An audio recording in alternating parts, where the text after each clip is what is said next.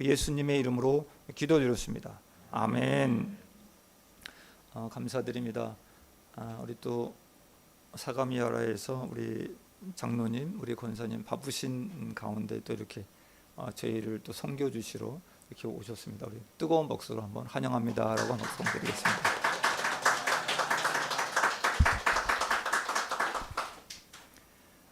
우리 지난주에 저희는 시어머니인 나오미의 믿음을 보고 쫓아간 룻이 우연히 마침 보아스를 만나 예수님의 족보에까지 들어가는 축복의 여인이 되는 그 은혜에 대해 나누었습니다.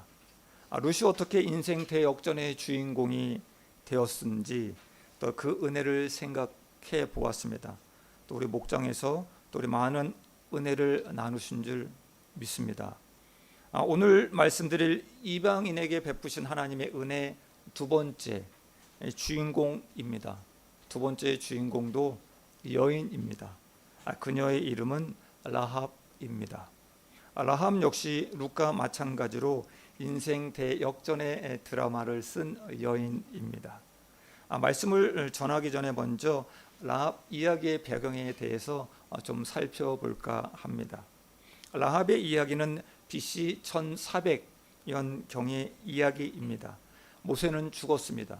그리고 여호수아가 이스라엘 백성들을 이끌고 가나안 정복을 위해 요단강 바로 앞에 진을 칩니다. 눈앞에는 꿈에 그리던 약속의 땅, 가나안 땅이 보입니다.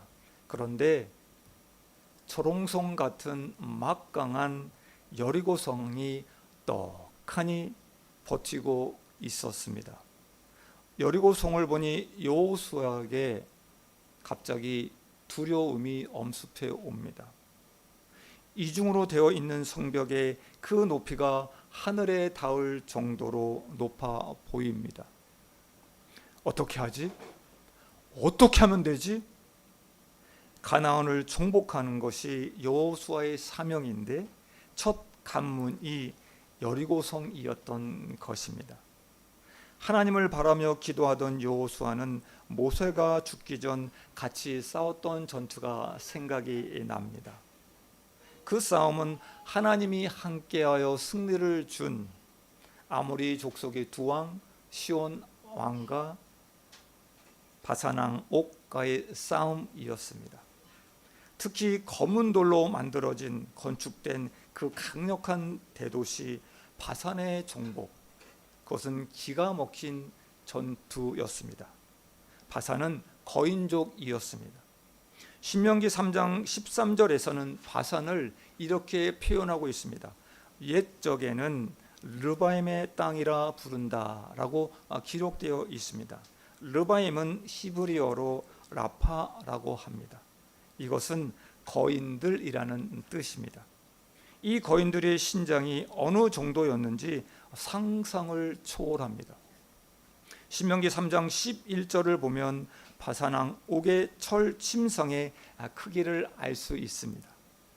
보통 규빗으로 재면 길이가 9규빗, 너비가 4규빗이니라 라고 기록되어 있습니다.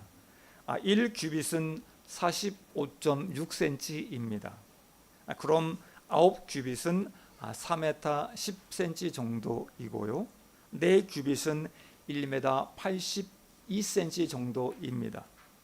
이 침대를 사용했던 옥이라는 왕의 신장은 아마도 3m 50cm 이상 정도였을 것 같습니다. 보통 사람들의 키보다 2배 정도는 더 큰 사람들이었습니다. 여러분 잘 아시는 걸리버 여행기 대인국에 나오는 사람들 정도였을 것 같습니다. 우리 사진 하나 보여주시죠. 네. 사진에서 보는 바와 같이 이 정도 차이가 났지 않았을까라는 생각이 듭니다. 그런데 제대로 훈련도 받지 않은 그 이스라엘 백성들이 이 사람들하고 싸워 이깁니다. 그들을 절멸시킵니다. 하나님의 은혜입니다. 여호수아는 말합니다. 그래 맞아. 그랬었지. 그 거인들과의 싸움에서도 하나님이 하라고 하는 대로 했더니 우리가 이겼어. 우리가 승리했어.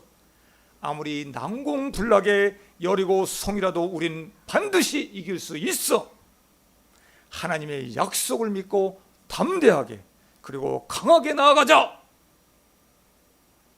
여호수아 1장 6절을 우리 다 같이 한번 읽어보겠습니다. 여호수아 1장 6절 말씀입니다. 시작. 강하고 담대하라. 너는 내가 그들의 조상에게 맹세하여 그들에게 주리라 한 땅을 이 백성에게 차지하게 하리라. 아멘. 여호수아는 이제 하나님의 약속을 믿고 출정하려고 합니다. 하나님이 여리고성을 어떻게 무너뜨리실지 기대하며 전략을 세우려고 합니다. 그에 앞서 우리 여호수아 2장 1절에서 여호수아는 믿을 만한 두 사람을 아주 몰래 여리고로 보냅니다. 그리고 말합니다. 가서 그 땅과 여리고를 엿보고 오너라. 두 명은 가나안 사람처럼 변장을 합니다. 그리고 여리고 성으로 몰래 잔입하여 들어갔습니다. 이들은 어디로 가서 그 여리고에 대한 정보를 얻어야 될지 기도하며 고민했을 것입니다. 그런데 하나님이 그들을 인도하셨습니다. 누구의 집으로 인도하셨을까요? 누구의 집으로 인도하셨을까요? 네, 맞습니다. 기생 라합의 집으로 인도하셨습니다. 여호수아 2장에서는 왜 하필 라합이라는 기생 이야기가 등장하는지 알 수 없습니다. 이스라엘이 가나안 정복의 첫 시작, 첫 관문 여리고와의 전투에서 우리는 역동적인 전쟁 씬은 우리는 볼 수 없습니다. 단지 기생 라합이 믿음으로 정탐꾼을 살려준 이야기일 뿐입니다. 기생 라합은 언제부턴가 이상한 소문을 듣기 시작합니다. 이스라엘이라는 나라에 대한 소문이었습니다.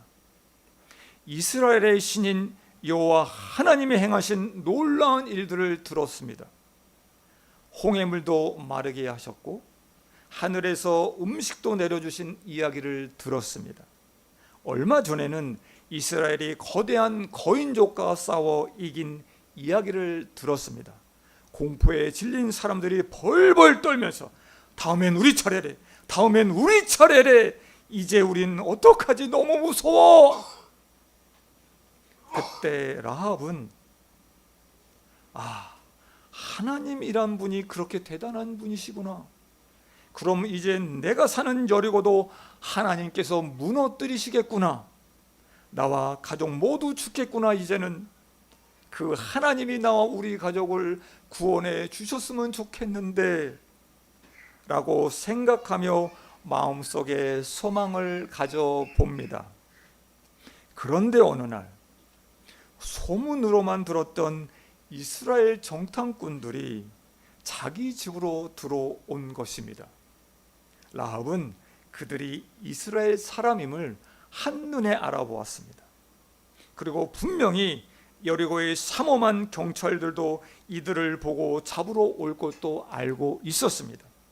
그래서 여호수아 2장 6절에서 라합은 경찰들이 들이닥치기 전에 그들을 숨겨 놓습니다. 라합의 순간의 선택은 가히 대단했습니다. 그녀는 정탐꾼을 숨겨주었다가 들키면 죽는다는 것도 알았습니다. 그리고 신고하면 많은 포상을 받을 수 있는 것도 알고 있었습니다. 그러나 그녀는 하나님을 선택했습니다. 아멘. 그녀는 들키면 죽지! 라는 각오로 정탐꾼을 숨겨줍니다. 라합은 하나님에 대해서 이렇게 말하고 있습니다. 2장 11절 뒷부분입니다. 오늘 저희의 암송 구절입니다. 너희의 하나님 여호와는 위로는 하늘에서도 아래로는 땅에서도 하나님이시니라. 아멘. 소문으로 들었던 하나님을 상천하지의 최고의 하나님으로 믿은 그 기생 라합을 하나님은 보고 계셨던 것입니다. 그리고 그녀의 소원대로 여리고성이 무너질 때 라합과 그의 가족을 구원해 주셨습니다. 아멘. 하나님은 왜 이런 기생 이야기를 가나안 정복의 첫 장에 기록하게 하셨을까요? 성경은 하나님의 사랑 이야기입니다. 하나님은 성경 곳곳에, 아니 성경 전체에 숨은 구림 찾기처럼 구원의 말씀을 숨겨 놓으셨습니다. 특히 구약 성경은 이야기를 통해 그림처럼 아주 자세하게 보여주고 있습니다. 구약의 역사적인 그 이야기 가운데 예수님의 구원의 은혜, 복음의 그 이야기를 숨겨 놓으신 것입니다. 그것 중에 하나가 바로 오늘 저와 여러분이 같이 나누고 있는 라합 이야기입니다. 하나님은 라합을 사랑하셨습니다. 소문으로만 들었던 그 하나님의 능력을 믿었던 라합을 하나님은 보셨습니다. 하나님은 그녀를 구원하시기로 작정하셨습니다. 그래서 2명의 정탐꾼을 라합의 집으로 보내셨던 것입니다. 예수님이 사마리아 여인을 만나시기 위해서 이렇게 말씀하십니다. 사마리아를 통과하여야 되겠다. 강한 의지를 나타내십니다. 하나님은 마찬가지입니다.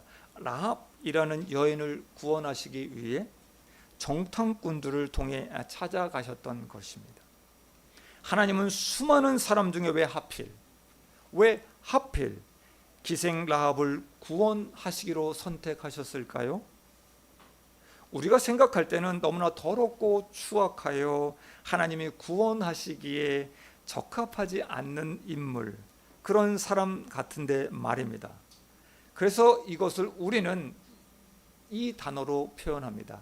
그것은 은혜입니다 라고 말입니다. 라합은 죄가 많은 여인이었습니다. 그녀에게는 크게 3가지 죄가 있었습니다.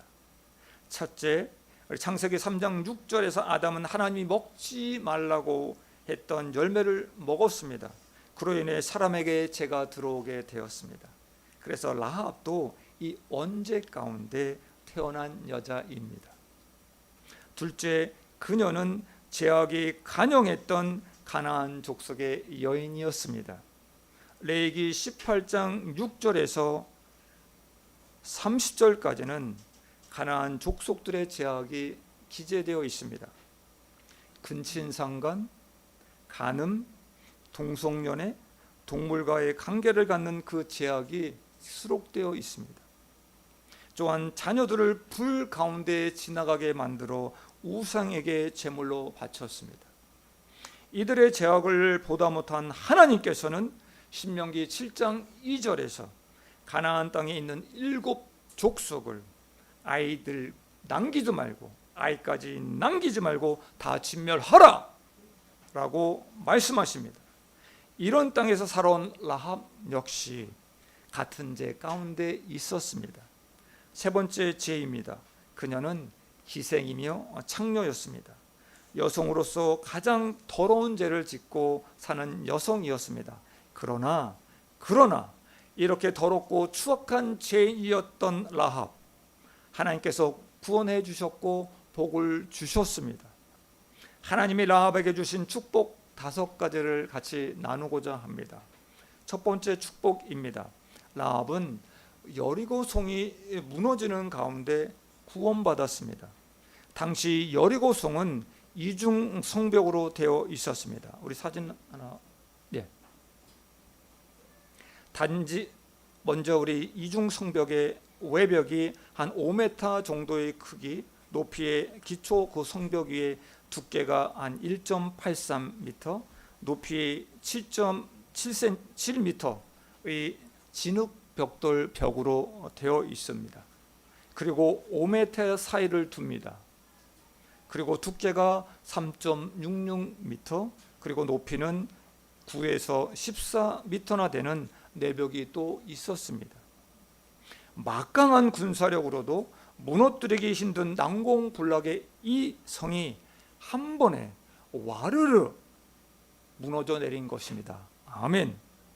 그러나 라합이 있던 성벽의 집은 무너져 내리지 않았습니다.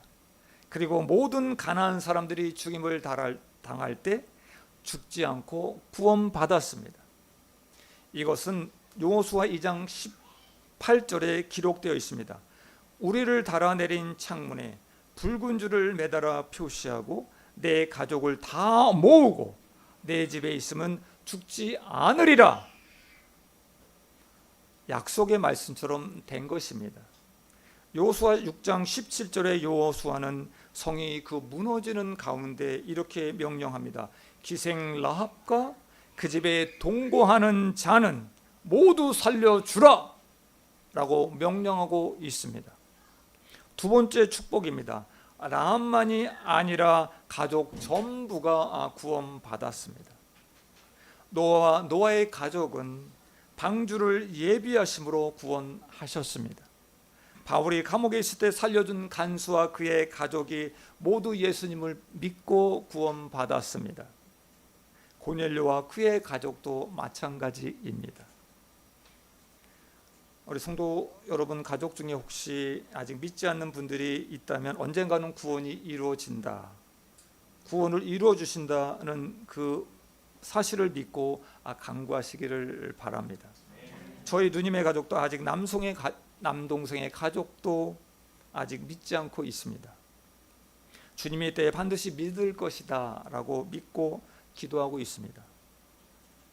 성도 여러분, 우리 믿지 않는 가족들이 혹 계시다면 믿음으로 끝까지 간구하시기를 주님의 이름으로 축원합니다.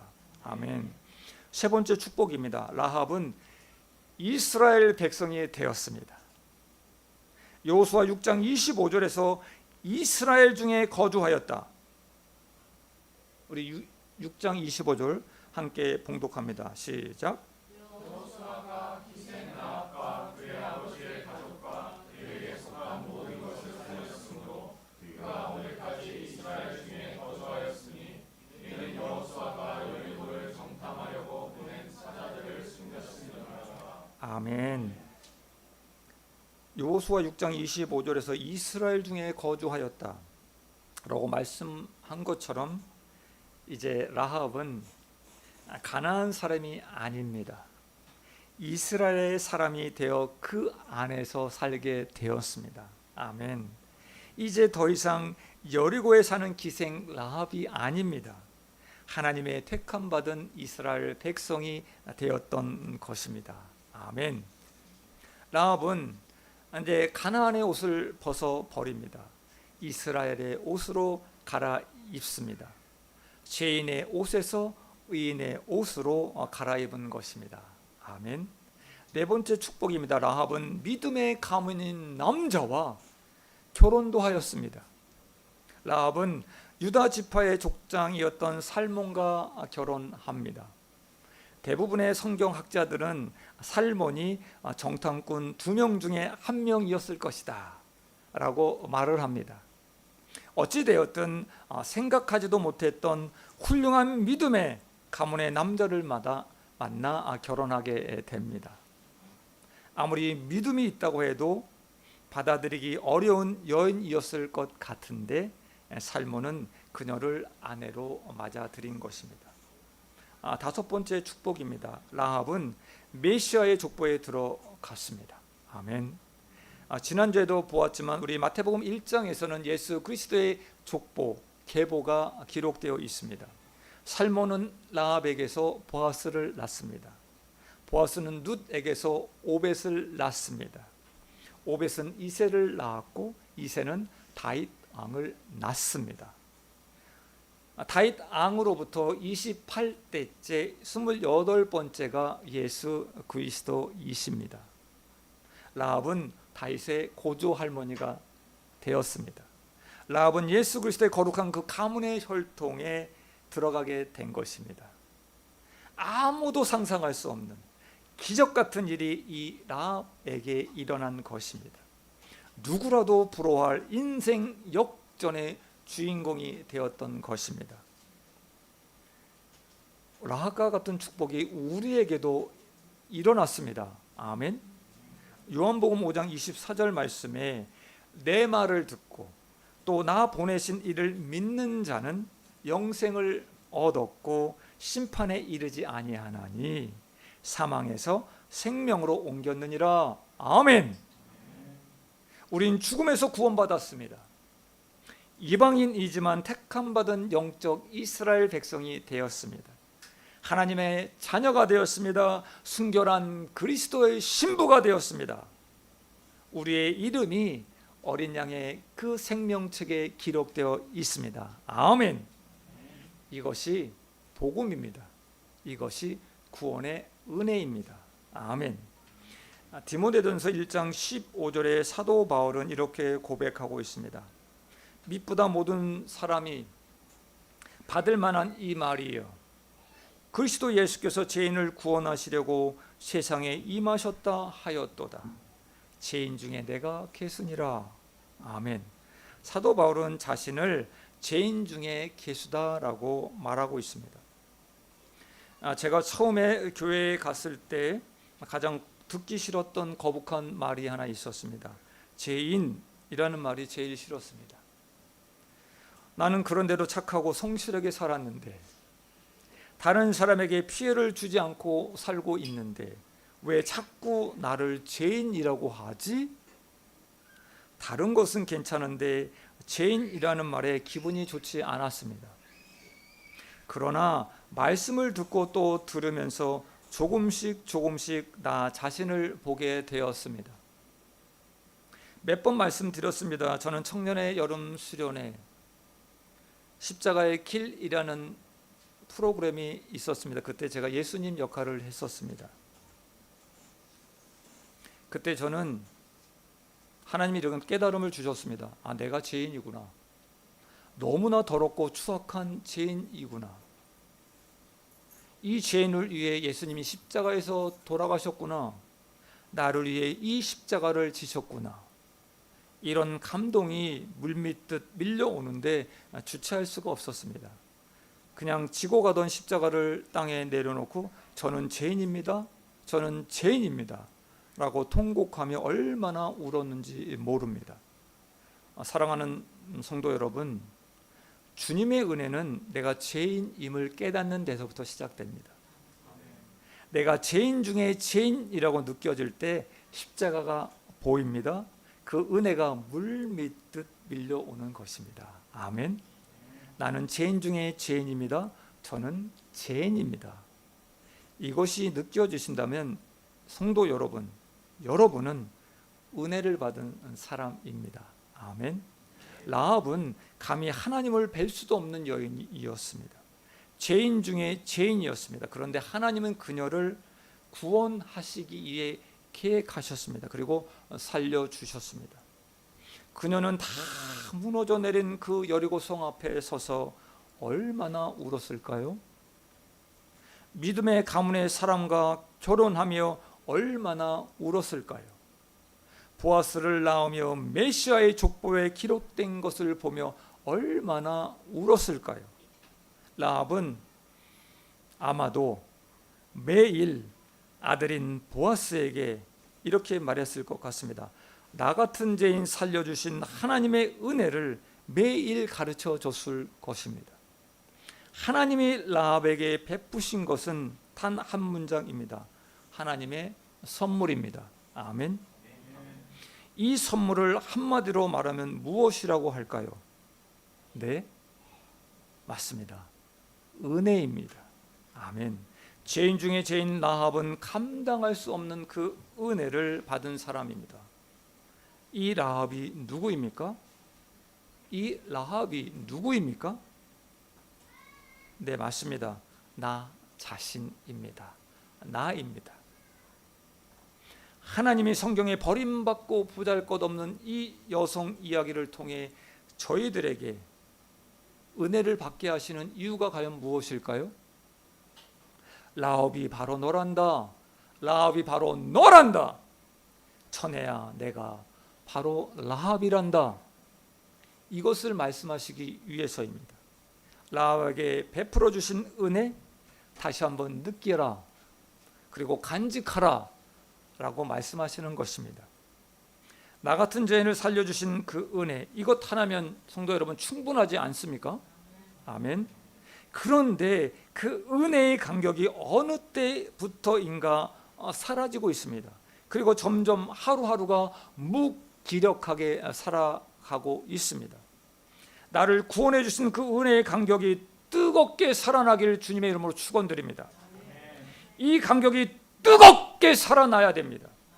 우리는 어떤 문제도 어떤 상황에서도 이길 수 있습니다. 이 간격이 뜨겁게 살아나야 세상이 나를 인정하지 않더라도 내가 당당히 살아갈 수 있습니다. 아멘. 이 간격이 뜨겁게 살아나야 기쁘게 헌신할 수 있습니다. 이 간격이 뜨겁게 살아나야 감사의 눈물을 흘릴 수 있습니다. 이 간격이 뜨겁게 살아나야 믿음으로 살아갈 수 있는 것입니다. 아멘. 오늘 이 시간 이 구원의 간격이 뜨겁게 살아나기를 주님의 이름으로 축원드립니다. 말씀을 뵙습니다. 엄마의 일기가 하늘에 닿으면 이라는 이하정 목사님의 어머니의 일기를 한편 소개하면서 마치고자 합니다. 일기 내용입니다. 오늘은 주의 날입니다. 우리 하나님은 우리가 믿음 생활 잘 하라고 이 날을 주셨지요. 그래서 새벽기도 갔다 와서 9시에 교회 청소하러 갔습니다. 저는 구역장도 아닌데 왜 이렇게 신경 쓰나 모르겠습니다. 몸이 좋지 않아 농사 일도 제대로 못하고 있는데 교회 일은 신경이 써집니다. 하루라도 1시간이라도 주의 일을 하고 싶어요. 몸이 아파도 힘들어도 가족을, 이웃을, 교회를 사랑하며 섬겼던 이 어머니의 일기에 마음이 짠해집니다. 나 같은 죄인 살리신 그 구원의 간격이 있어야 이렇게 살 수 있습니다. 아멘. 사랑하는 성도 여러분, 세상에서 버림받은 한 창녀, 우리 기생 라합이 전적인 하나님의 은혜로 이스라엘 역사의 중심에 서게 됩니다. 이 라합 이야기는 저와 여러분의 이야기입니다. 라합은 바로 너란다. 라합은 바로 너란다. 저와 여러분이 이 자리에 있는 것 은혜입니다. 저와 여러분이 이 자리에 있는 것 하나님의 은혜입니다. 우리 같이 기도하시기를 원합니다.